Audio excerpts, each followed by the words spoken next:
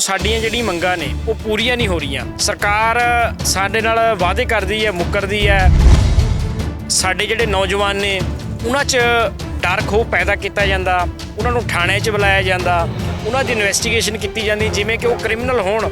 ਉਹਨਾਂ ਨੂੰ ਸਿੱਧਾ ਧਮਕਾਇਆ ਜਾਂਦਾ ਕਿ ਮੋਰਚੇ ਦੇ ਵਿੱਚ ਨਾ ਜਾਓ। ਜਿਹੜਾ 15 ਅਗਸਤ ਹੈ ਉਹਦੀ ਕਾਹਦੀ ਆਜ਼ਾਦੀ ਮਨਾਈਏ? ਇੱਕ ਤੇ ਅਸੀਂ ਪਹਿਲਾਂ ਹੀ ਪੀੜਤਾਂ, ਸਾਡੇ ਨੌਜਵਾਨ ਜੇਲ੍ਹਾਂ 'ਚ ਬੈਠੇ ਨੇ, ਉਹਨਾਂ ਦੀ ਰਿਹਾਈ ਲਈ ਅਸੀਂ ਇੱਥੇ ਬੈਠੇ ਹੀ ਹਾਂ। ਸਰਕਾਰ ਦਾ ਕੀ ਇਹਦੇ ਵਿੱਚ ਨੁਕਸਾਨ ਹੋ ਰਿਹਾ?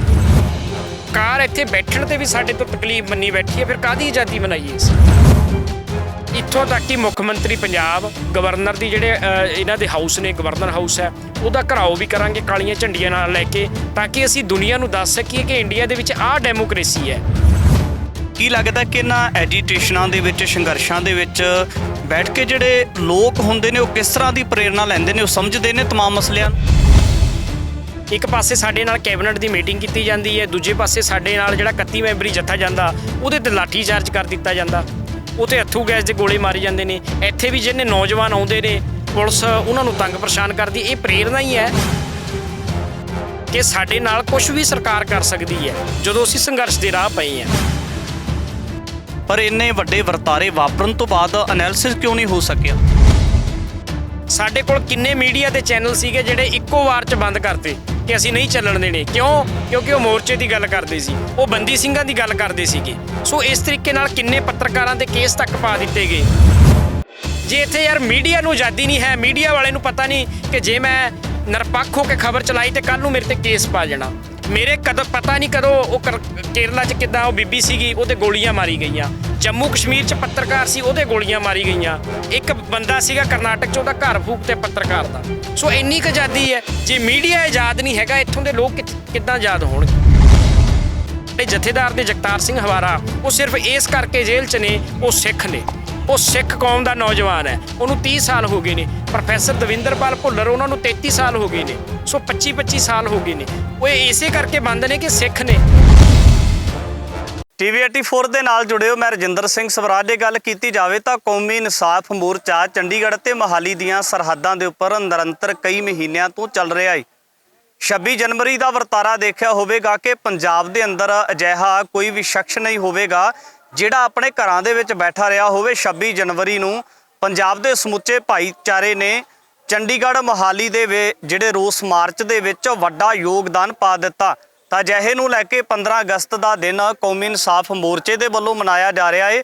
ਅਤੇ ਇਸ ਇਨਸਾਫ ਮੋਰਚੇ ਦੇ ਵਿੱਚ ਕਹਿ ਸਕਦੇ ਹਾਂ ਕਿ ਵੱਡੀਆਂ ਪੰਜਾਬ ਦੀਆਂ ਧਿਰਾਂ ਆਉਣੀਆਂ ਸ਼ੁਰੂ ਹੋ ਗਈਆਂ ਨੇ। ਪੰਜਾਬ ਦੇ ਵਿੱਚੋਂ ਵੱਖ-ਵੱਖ ਇਲਾਕਿਆਂ ਤੋਂ ਲੋਕ ਆਉਣੇ ਸ਼ੁਰੂ ਹੋ ਗਏ ਨੇ। ਇਸੇ ਨੂੰ ਲੈ ਕੇ ਕੌਮੀ ਇਨਸਾਫ ਮੋਰਚੇ ਦੇ ਆਗੂਆਂ ਦੇ ਵੱਲੋਂ ਇੱਕ ਪ੍ਰੈਸ ਵਾਰਤਾਲਾਪ ਵੀ ਕੀਤਾ ਗਿਆ ਹੈ। ਅਤੇ 15 ਅਗਸਤ ਦੀ ਰਣਨੀਤੀ ਕੀ ਹੋਵੇਗੀ, ਕਿਸ ਤਰੀਕੇ ਦੇ ਨਾਲ ਜਿਹੜੀਆਂ ਸਮੁੱਚੀਆਂ ਪੰਜਾਬ ਦੀਆਂ ਧਾਰਮਿਕ, ਰਾਜਨੀਤਿਕ ਅਤੇ ਜਿਹੜੀਆਂ ਪੰਥਕ ਸ਼ਖਸੀਅਤਾਂ ਨੇ ਕਿਸ ਤਰੀਕੇ ਦੇ ਨਾਲ ਸਮਰਥਨ ਕਰਨਗੀਆਂ, ਇਸੇ ਨੂੰ ਲੈ ਕੇ ਕੌਮੀ ਇਨਸਾਫ ਮੋਰਚੇ ਦੇ ਆਗੂਆਂ ਦੇ ਵਿੱਚੋਂ ਜਸਵਿੰਦਰ ਸਿੰਘ ਰਾਜਪੁਰਾ ਨੇ, ਉਹਨਾਂ ਦੇ ਨਾਲ ਗੱਲਬਾਤ ਕਰ ਲੈਣੇ। ਰਾਜਪੁਰਾ ਸਾਹਿਬ, ਸਭ ਤੋਂ ਪਹਿਲਾਂ ਸਵਾਗਤ ਹੈ ਜੀ।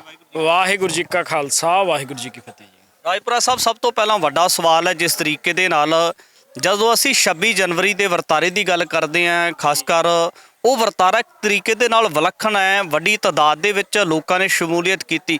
ਜਿਸ ਤਰੀਕੇ ਦਾ ਮੋਰਚੇ ਦੇ ਵੱਲੋਂ 15 ਅਗਸਤ ਦੀ ਕਾਲ ਦਿੱਤੀ ਗਈ ਹੈ, ਰੋਸ ਮਾਰਚ ਦੀ ਕਾਲ ਦਿੱਤੀ ਗਈ ਹੈ, ਕਿ ਉਸੇ ਤਰ੍ਹਾਂ ਦਾ ਇਹਨਾਂ ਦਿਨਾਂ ਦੇ ਵਿੱਚ ਰੋਸ ਪ੍ਰਦਰਸ਼ਨ ਹੋਵੇਗਾ ਲੋਕਾਂ ਵੱਲੋਂ? ਬਿਲਕੁਲ ਜੀ, ਬਿਲਕੁਲ। ਦੇਖੋ, ਸਾਡੀਆਂ ਜਿਹੜੀ ਮੰਗਾਂ ਨੇ ਉਹ ਪੂਰੀਆਂ ਨਹੀਂ ਹੋ ਰਹੀਆਂ। ਸਰਕਾਰ ਸਾਡੇ ਨਾਲ ਵਾਅਦੇ ਕਰਦੀ ਹੈ, ਮੁੱਕਰਦੀ ਹੈ। ਅੱਜ ਸਵੇਰੇ ਵਾਅਦਾ ਕਰਦੀ ਹੈ, ਰਾਤ ਨੂੰ ਮੁੱਕਰ ਜਾਂਦੀ ਹੈ। ਮੁੜ ਕੇ ਸਾਡੇ ਜਿਹੜੇ ਨੌਜਵਾਨ ਨੇ ਉਹਨਾਂ 'ਚ ਡਰ ਖੋਹ ਪੈਦਾ ਕੀਤਾ ਜਾਂਦਾ, ਉਹਨਾਂ ਨੂੰ ਥਾਣੇ 'ਚ ਬੁਲਾਇਆ ਜਾਂਦਾ, ਉਹਨਾਂ ਦੀ ਇਨਵੈਸਟੀਗੇਸ਼ਨ ਕੀਤੀ ਜਾਂਦੀ ਜਿਵੇਂ ਕਿ ਉਹ ਕ੍ਰਿਮੀਨਲ ਹੋਣ। ਉਹਨਾਂ ਨੂੰ ਸਿੱਧਾ ਧਮਕਾਇਆ ਜਾਂਦਾ ਕਿ ਮੋਰਚੇ ਦੇ ਵਿੱਚ ਨਾ ਜਾਓ ਜੇ ਤੁਸੀਂ ਆਪਣਾ ਬਚਾਅ ਕਰਨਾ। ਸੋ ਫਿਰ ਅਸੀਂ ਜਿਹੜਾ 15 ਅਗਸਤ ਹੈ ਉਹਦੀ ਕਾਹਦੀ ਆਜ਼ਾਦੀ ਮਨਾਈਏ? ਇੱਕ ਤੇ ਅਸੀਂ ਪਹਿਲਾਂ ਹੀ ਪੀੜਤਾਂ, ਸਾਡੇ ਨੌਜਵਾਨ ਜੇਲ੍ਹਾਂ 'ਚ ਬੈਠੇ ਨੇ, ਉਹਨਾਂ ਦੀ ਰਿਹਾਈ ਲਈ ਅਸੀਂ ਇੱਥੇ ਬੈਠੇ ਹੀ ਹਾਂ। ਸਰਕਾਰ ਦਾ ਕੀ ਇਹਦੇ ਵਿੱਚ ਨੁਕਸਾਨ ਹੋ ਰਿਹਾ? ਸੋ ਸਰਕਾਰ ਇੱਥੇ ਬੈਠਣ ਤੇ ਵੀ ਸਾਡੇ ਤੋਂ ਤਕਲੀਫ ਮੰਨੀ ਬੈਠੀ ਹੈ, ਫਿਰ ਕਾਹਦੀ ਆਜ਼ਾਦੀ ਮਨਾਈਏ ਅਸੀਂ? 1947 ਤੋਂ ਲੈ ਕੇ ਪਹਿਲਾਂ 1947 'ਚ ਸਾਡੇ ਨਾਲ ਇਹਨਾਂ ਨੇ ਵਾਅਦਾ ਖਿਲਾਫੀਆਂ ਕੀਤੀਆਂ ਨੇ। ਸਾਡੀ ਜਿਹੜੀ ਸੋਵਰਨ ਸਟੇਟ ਸੀਗੀ ਪੰਜਾਬ, ਉਹਨੂੰ ਸਾਡੇ ਲੀਡਰਾਂ ਨੂੰ ਲਾਲਚ ਦੇ ਕੇ ਜਾਂ ਉਹਨਾਂ ਨੂੰ ਉਲਝਣ ਤਾਣੀਆਂ ਦੇ ਵਿੱਚ ਫਸਾ ਕੇ ਸਾਡੇ ਤੋਂ ਪੰਜਾਬ ਖੋਹ ਲਿਆ। ਉਸ ਤੋਂ ਬਾਅਦ ਪੰਜਾਬ ਜਦੋਂ ਭਾਰਤ ਬਣ ਗਿਆ ਤੇ ਸਿੱਖਾਂ ਨੂੰ ਲਾਰੇ ਲਾਏ ਸੀ ਇਹਨਾਂ ਦੇ ਲੀਡਰਾਂ ਨੇ ਕਿ ਜਦੋਂ ਮੁਲਕ ਆਜ਼ਾਦ ਹੋ ਗਿਆ ਤੇ ਸਿੱਖਾਂ ਨੂੰ ਇੱਕ ਵੱਖਰੀ ਸਟੇਟ ਦੇਵਾਂਗੇ। ਵੱਖਰੀ ਸਟੇਟ ਜਦੋਂ ਕੀ ਦੇਣੀ ਹੈ ਤੇ ਸਿੱਖਾਂ ਨੂੰ ਇਸ ਗੱਲ ਦਾ ਨਾਮ ਦਿੱਤਾ ਜਾਂਦਾ ਮੁਲਕ ਨੂੰ ਇਹਨੂੰ ਭਾਰਤ ਨੂੰ ਆਜ਼ਾਦ ਕਰਾਉਣ ਦੇ ਲਈ ਕਿ ਸਿੱਖ ਇੱਕ ਜਰਾਇਮ ਪੇਸ਼ਾ ਕੌਮ ਹੈ। ਫਿਰ ਦੂਜਾ ਨਾਮ ਦਿੱਤਾ ਜਾਂਦਾ ਕਿ 1955 'ਚ ਦਰਬਾਰ ਸਾਹਿਬ ਤੇ ਅਟੈਕ ਕੀਤਾ ਜਾਂਦਾ। 1984 'ਚ ਨਹੀਂ ਪਹਿਲੀ ਵਾਰੀ ਹੋਇਆ, ਪਹਿਲਾਂ 1955 'ਚ ਕੀਤਾ। ਹੋਰ ਜਿਹੜਾ ਘਿਨਾਉਣਾ ਕੰਮ ਇਹ ਕੀਤਾ ਉਸ ਸਮੇਂ ਕਿ ਦੇਗ ਬੰਦ ਕਰਤੀ, ਕਿਉਂਕਿ ਅੰਦਰ ਸੰਗਤ ਸੀਗੀ ਤੇ ਸੰਗਤ ਦੇ ਕੋਲੇ ਰਸਦ ਪਹੁੰਚਣੀ, ਲੰਗਰ ਬੰਦ ਕਰਤਿਆ ਕਿ ਸੰਗਤ ਕੋਲੇ ਵੀ ਲੰਗਰ ਨਾ ਪਹੁੰਚੇ, ਵੀ ਭੁੱਖਣ ਤੇ ਆਏ ਉਹ ਬਾਹਰ ਆਉਣਗੇ, ਭੱਜਣ ਬਾਹਰ। ਤੇ ਫਿਰ ਸੰਗਤ 'ਚੋਂ ਨੌਜਵਾਨ ਦੇਗ ਲੈ ਕੇ ਆਉਂਦੇ ਸੀਗੇ ਤਾਂ ਕਿ ਗੁਜ਼ਾਰਾ ਕੀਤਾ ਜਾ ਸਕੇ। ਤੇ ਪ੍ਰਸ਼ਾਸਨ ਨੇ ਮਤਲਬ ਉਸ ਸਮੇਂ ਪੁਲਿਸ ਨੇ ਦੇਗ ਵੀ ਬੰਦ ਕਰਤੀ। ਇੰਨੀਆਂ ਵੱਡੀਆਂ ਵਧੀਕੀਆਂ ਹੋਈਆਂ ਸਾਡੇ ਨਾਲ। ਉਸ ਤੋਂ ਬਾਅਦ ਤੁਸੀਂ ਦੇਖੋ ਪੰਜਾਬੀ ਸੂਬੇ ਦੇ ਲਈ ਕਿੰਨਾ ਸੰਘਰਸ਼ ਕਰਨਾ ਪਿਆ। ਲੱਖਾਂ ਜਿਹੜੇ ਨੌਜਵਾਨ ਨੇ ਉਹਨਾਂ ਨੂੰ ਜੇਲ੍ਹਾਂ 'ਚ ਜਾਣਾ ਪਿਆ। ਅਨੇਕਾਂ ਬੰਦਿਆਂ ਦੀਆਂ ਜਿਹੜੀਆਂ ਸ਼ਹਾਦਤਾਂ ਹੋਈਆਂ ਨੇ। ਸਿੱਖ ਬੀਬੀਆਂ ਨਾਲ ਕੀ ਕੁਛ ਨਹੀਂ ਹੋਇਆ, ਛੋਟੇ ਛੋਟੇ ਬੱਚੇ ਤੱਕ ਮਾਰੇ ਗਏ ਨੇ ਕਰਨਾਲ ਦੇ ਵਿੱਚ, ਹਰਿਆਣੇ ਦੇ ਵਿੱਚ ਉਸ ਸਮੇਂ। ਸੋ ਇਹ ਸਾਰਾ ਕੁਝ ਵਾਪਰਦਾ ਸਾਡੇ ਨਾਲ। ਉਸ ਤੋਂ ਬਾਅਦ ਅੱਜ ਅਸੀਂ ਖੜੇ ਹਾਂ 2023 'ਚ ਤੇ ਫਿਰ ਇਹ ਸਾਡੇ ਤੋਂ ਕਿਹੜੀ ਆਜ਼ਾਦੀ ਨੂੰ ਸਮਰਥਨ ਕਰਨ ਦਾ ਮੰਗਦੇ ਨੇ। ਇੰਨਾ ਕੁਝ ਸਾਡੇ ਨਾਲ ਕਰ ਰਹੇ ਨੇ, ਫਿਰ ਵੀ ਇਸੇ ਲਈ ਅਸੀਂ 15 ਅਗਸਤ ਹੈ ਜਿਹੜਾ ਉਹਨੂੰ ਕਾਲਾ ਦਿਵਸ ਵਜੋਂ ਮਨਾਉਣ ਦਾ ਐਲਾਨ ਕੀਤਾ। ਇੱਥੋਂ ਤੱਕ ਕਿ ਮੁੱਖ ਮੰਤਰੀ ਪੰਜਾਬ, ਗਵਰਨਰ ਦੀ ਜਿਹੜੇ ਇਹਨਾਂ ਦੇ ਹਾਊਸ ਨੇ, ਗਵਰਨਰ ਹਾਊਸ ਹੈ, ਉਹਦਾ ਘਰਾਓ ਵੀ ਕਰਾਂਗੇ ਕਾਲੀਆਂ ਝੰਡੀਆਂ ਨਾਲ ਲੈ ਕੇ, ਤਾਂ ਕਿ ਅਸੀਂ ਦੁਨੀਆ ਨੂੰ ਦੱਸ ਸਕੀਏ ਕਿ ਇੰਡੀਆ ਦੇ ਵਿੱਚ ਆਹ ਡੈਮੋਕ੍ਰੇਸੀ ਹੈ। ਇੱਥੇ ਜਿਹੜੀ ਘੱਟ ਗਿਣਤੀ ਕੌਮਾਂ ਨੇ ਉਹਨਾਂ ਦੇ ਨਾਲ ਇਸ ਤਰੀਕੇ ਦਾ ਇਹ ਜਿਹੜੀ ਗੌਰਮੈਂਟ ਹੈ, ਉਹ ਸਰਕਾਰ ਹੈ, ਭਾਰਤ ਸਰਕਾਰ ਹੈ, ਉਹ ਸਲੂਕ ਕਰ ਰਹੀ ਹੈ ਸਾਡੇ ਨਾਲ। ਇੰਨਾ ਕੁਝ ਵਾਪਰਨ ਦੇ ਬਾਵਜੂਦ ਜਿਹੜਾ ਤੁਸੀਂ ਇੱਕ ਵੱਡਾ ਜ਼ਿਕਰ ਕੀਤਾ ਕਿ ਇੰਨੀਆਂ ਵਧੀਕੀਆਂ ਹੋਈਆਂ, ਪਰ ਇੰਨੇ ਵੱਡੇ ਵਰਤਾਰੇ ਵਾਪਰਨ ਤੋਂ ਬਾਅਦ ਅਨੈਲਿਸਿਸ ਕਿਉਂ ਨਹੀਂ ਹੋ ਸਕਿਆ? ਦੇਖੋ ਅਨੈਲਿਸਿਸ ਹੁੰਦੇ ਰਹੇ ਨੇ, ਪਰ ਗੱਲ ਇਹ ਹੈ ਵੀ ਇੱਥੇ ਮੀਡੀਆ ਨੂੰ ਵੀ ਆਜ਼ਾਦੀ ਨਹੀਂ ਹੈਗੀ। ਤੁਸੀਂ ਖੁਦ ਇੱਕ ਪੱਤਰਕਾਰ ਹੋ, ਤੁਹਾਨੂੰ ਕਿੰਨਾ ਪੁਲਿਸ ਨੇ ਤੰਗ ਕੀਤਾ ਗਿਆ। ਸਾਡੇ ਕੋਲ ਕਿੰਨੇ ਮੀਡੀਆ ਦੇ ਚੈਨਲ ਸੀਗੇ ਜਿਹੜੇ ਇੱਕੋ ਵਾਰ 'ਚ ਬੰਦ ਕਰਤੇ ਕਿ ਅਸੀਂ ਨਹੀਂ ਚੱਲਣ ਦੇਣੇ। ਕਿਉਂ? ਕਿਉਂਕਿ ਉਹ ਮੋਰਚੇ ਦੀ ਗੱਲ ਕਰਦੇ ਸੀ, ਉਹ ਬੰਦੀ ਸਿੰਘਾਂ ਦੀ ਗੱਲ ਕਰਦੇ ਸੀਗੇ। ਸੋ ਇਸ ਤਰੀਕੇ ਨਾਲ ਕਿੰਨੇ ਪੱਤਰਕਾਰਾਂ ਦੇ ਕੇਸ ਤੱਕ ਪਾ ਦਿੱਤੇ ਗਏ। ਵਰਲਡ ਰੈਂਕਿੰਗ ਦੁਨੀਆ ਦੇ 170 ਮੁਲਕਾਂ 'ਚ ਜਿਹੜੀ ਵਰਲਡ ਰੈਂਕਿੰਗ ਹੈ ਮੀਡੀਆ ਦੀ, ਭਾਰਤ ਉੱਥੇ 150 ਨੰਬਰ ਤੇ ਆ ਗਿਆ।